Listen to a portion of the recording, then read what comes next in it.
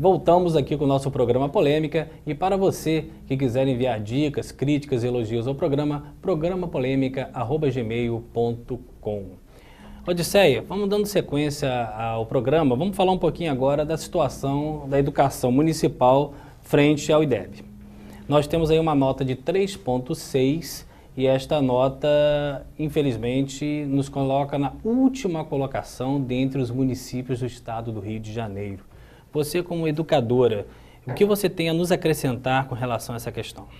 Olha, essa questão do IDEB, que é um índice, né, de avaliação da educação básica, ela tem como meta fazer uma avaliação, um diagnóstico, até para que haja um investimento real na educação. Isso é a meta, né, o objetivo, vamos dizer assim, desta avaliação. Infelizmente, Campos dos Goytacazes, que recebe um orçamento de 2 bilhões e 500 milhões, que tem hoje no orçamento cerca de 295 milhões, ela é a última colocada dentre os 92 municípios do estado do Rio de Janeiro. E qual seria para você um dos pontos cruciais para que esta média se mantenha no patamar que se encontra? Nós tivemos uma, que a gente chama malfadada, promoção automática no município de Campos. O que é essa promoção automática?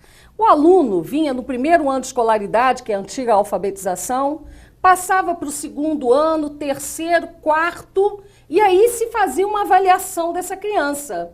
Ele passava automaticamente de série, sabendo ou não sabendo. Então, a grande tesoura, vamos dizer assim, né, de reprovação, ficava em que lugar? Do quarto para o quinto ano de escolaridade. Aí se fazia uma avaliação. Isso acabou prejudicando e muito aos nossos alunos, porque havia uma preocupação muito maior com a estatística, né, do que com o aprendizado propriamente dito. O aprendizado desta criança na escola. Então, hoje, nós temos uma mudança nessa forma de fazer. Lógico que aqui nós não estamos querendo, né, como educadores, reprovar, não é esse o nosso objetivo. Tanto é que nas nossas escolas a gente busca sempre o professor que alfabetiza, né, do primeiro ano de escolaridade, ele acompanha os nossos alunos, pelo menos a gente usa isso, eu enquanto pedagoga oriento isso dentro da escola, acompanha até o segundo ano de escolaridade para efetivar esta alfabetização. E a gente faz, lógico, conselho de classe, reúne não só os professores, como os pedagogos, como funcionários dentro do conselho de classe, para a gente avaliar, inclusive, a situação, porque você sabe que os funcionários da escola sabem, geralmente moram na comunidade, sim, sabem até muito mais do que nós, né, professores e pedagogos. Então, esses funcionários participam do conselho de classe para que a gente possa realmente avaliar este aluno e dar condições para que essas crianças possam não serem reprovadas, né? Nós sabemos que é preciso muito mais, é preciso que a gente tenha projetos específicos nas escolas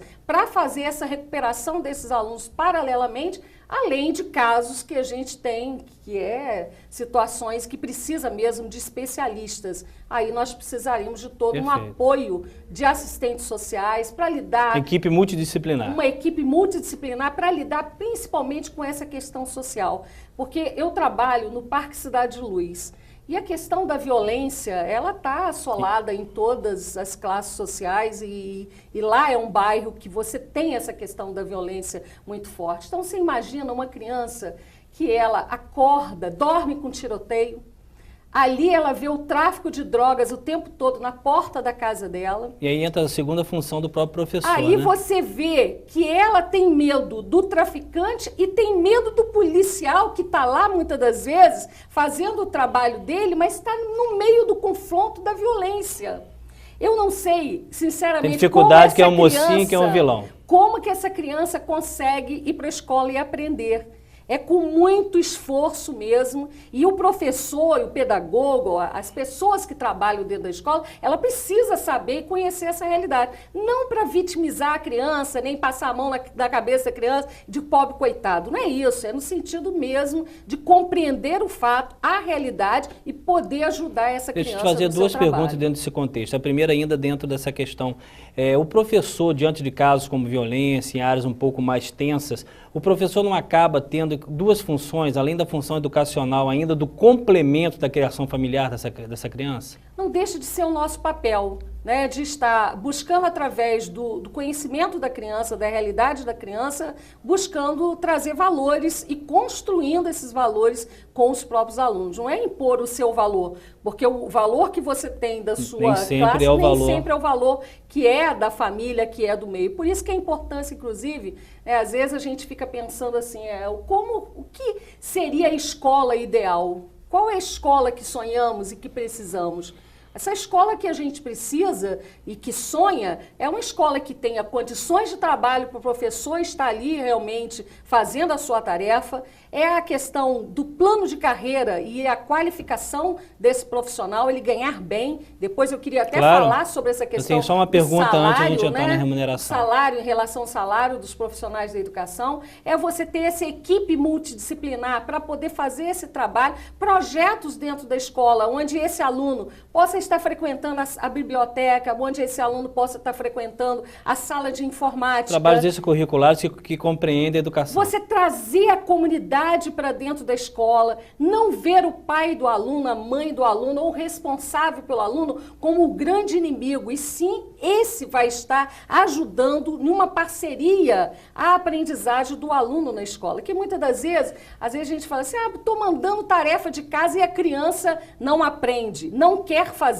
Não é isso. Na verdade, muitas das vezes, e essa é ainda a realidade, nós temos os pais desses alunos que são analfabetos ou semi-analfabetos. E aí que eu vou aproveitar de fazer a pergunta. Materiais didáticos de escola pública. Às vezes tem escola do interior, escola do centro. Parte do princípio que o material que é adquirido é material para ser distribuído no município, nas escolas do município. A escola lá de Morro do Coco e a escola do centro da cidade, tem como aproveitar a didática do material de forma igual? Olha, na verdade, existe muitas das vezes a falta desse material. Primeira coisa é essa, a falta do material didático para a gente poder, muitas das vezes o professor, ou o pedagogo, ou quem quer que seja, para poder fazer a escola funcionar, ele mesmo compra. Primeira coisa é essa, é a falta desse material. E a outra questão, que é uma realidade do município de Campos, você sabe que o principal é a questão do livro didático. Sim. Nós temos essa polêmica, que é a questão do expoente, que é uma metodologia de trabalho usada do Paraná, que custa nada mais, nada menos que 22 milhões, substituindo os livros didáticos do MEC, que são de excelente qualidade. Quando você coloca essa questão do expoente, da metodologia, um dos argumentos que a Secretaria de Educação do município tem é que o expoente vai aonde os livros do MEC não vão. Ou seja, para justificar a chegada do trabalho do expoente, há uma justificativa de dizer, não, o expoente existe, mas o MEC também. Agora, onde o MEC não vai, a gente coloca os livros do expoente. Isso é uma verdade ou isso não é uma verdade? Olha, eu já tive a experiência de trabalhar sem o expoente com o expoente. Na época em que o MEC fornecia, chegava livros para todos os alunos. Os livros eram escolhidos por nós, professores, junto com os pedagogos na escola, e chegavam. E aí, com a vinda do expoente, o que você percebe? Percebe o seguinte, primeiro que o município não avisou o MEC que não era para enviar mais os livros, porque estavam usando um livro diferenciado comprado. Acumulou. Nós tínhamos livros do expoente e livros do MEC, para a mesma série, da primeiro, segundo e terceiro do ensino fundamental. E muitas das vezes nós, professores na escola, para complementar o livro do expoente, que tem uma realidade totalmente diferenciada da nossa, do município, a gente utilizava os livros do MEC, paralelo.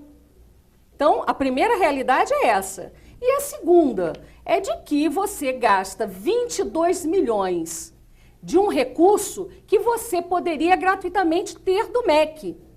E isso... A partir do princípio que ele fornece para todos os níveis. Para todos os níveis, e chegam os livros. Chegam. É só você fazer, lógico, um planejamento com antecedência e a solicitação. E aí você tem um outro detalhe. Mesmo assim, fica em último lugar do IDEB. na avaliação. Então, não é, com certeza, o livro didático desse recurso que está se gastando com o expoente é que vai fazer com que a qualidade do ensino já está provado. E este ano, agora, eles já estão ampliando para o 5º ano do ensino fundamental do expoente. Ou seja, mesmo com todas as críticas feitas à metodologia, há uma imposição do município de Campos dos Goytacazes no livro didático do expoente. Se você fizer uma pesquisa com os professores nas escolas, se eles gostam ou não gostam do expoente, vocês vão ter o resultado negativamente, que não é uma metodologia adequada. Então, mas há uma insistência nisso, porque é um autoritarismo que, infelizmente, existe hoje na Secretaria de Educação. Uma das coisas mais importantes para a pessoa que trabalha é a remuneração e é o seu reconhecimento. Queria que você fizesse um apanhado nacional, estadual e municipal da remuneração do professor da rede pública independente da esfera. Olha, na verdade, aí eu queria falar um pouco mais a nível municipal, porque nós temos algumas comparações que são gritantes, né? Como eu já falei, o município de Campos, ele, na verdade, tem um recurso de 285 milhões. Macaé, se não me engano, aplica 205 milhões. Tem cerca de 5 mil. Eu vou te dar esses dados certinho. Olha quantos professores são no município de Campos. 5.226 professores. E em Macaé, nós temos 4.134 professores. Professores ou da seja, rede pública, professores da rede pública. Não é tanto assim, se você for comparar o município, 5.226 e 4.134. Você sabe quanto ganha um professor do 6º ao 9º ano em Macaé? O salário dele chega a R$ 3.445. Esses dados são qual fonte sua? As fontes são os salários mesmo. Sim, mas você extraiu do CEP, do CEP, Sindicato Estadual dos Profissionais da Educação. Sabe quanto ganha este mesmo professor? A carga horária em Macaé são 16 horas, em Campos são 20 horas, ou seja, a carga horária é maior. Esse mesmo professor ganha R$ 1.777. E o professor, que a gente chama da educação básica, né? O professor em Macaé tem um salário de R$ 1.287. Perfeito. É uma disparidade grande, né? Muito grande. Então, essa falta de valorização do profissional da educação, e onde você tem um município vizinho que paga R$ 400 de auxílio alimentação, Campos paga 200. Quando você fala esses valores aí, são valores sem acréscimo nenhum, né? São os valores de base mesmo. E salário base. De base. Salário base do professor em Macaé é 2.176. Aí você tem os acréscimos que chegam a 3.445. E Campos, 1.777, que com alguns acréscimos pode chegar a 1.781. 1.781. Então, e você tem um recurso aplicado no município que é muito maior, né? Um orçamento no município é muito maior do que o município vizinho, que é de Macaé. Então, você precisa ter um plano de carreira em que o professor que tem início de carreira, que tenha 20 anos de carreira, ele possa estar ganhando diferenciado de acordo com a sua qualificação, com os cursos que façam, né? Com um curso de pós-graduação, mestrado.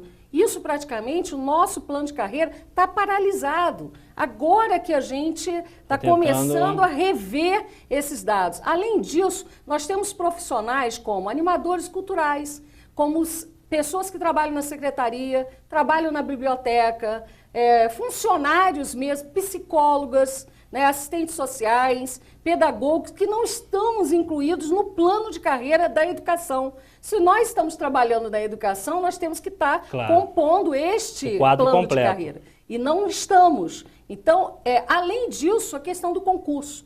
Hoje você teve uma contratação que foi feita através de títulos, né, por 2 anos, substituindo o REDA, né, para poder ver se tentava suprir a falta desses profissionais nas escolas, mas você tem, muitas das vezes, esses professores contratados substituindo vagas reais. Esse é o grande problema. Então, nós precisamos garantir que os professores concursados possam realmente estar assumindo o seu quadro, para que possa suprir essa carência que existe, ainda existe hoje, não só a nível municipal, como também é uma batalha do nosso CEP, né, do Sindicato Estadual dos Profissionais da Educação, em relação ao Estado. Tanto é que agora nós estamos tendo concurso. No Estado, a situação é pior ainda, porque o salário do Estado é de R$ 1.038 iniciais. Então, aí você percebe que os professores não se sentem estimulados para entrar numa carreira de magistério. Perfeito. Nós estamos aqui com a educadora Odisseia Carvalho, vamos ao intervalo, daqui a pouco a gente volta.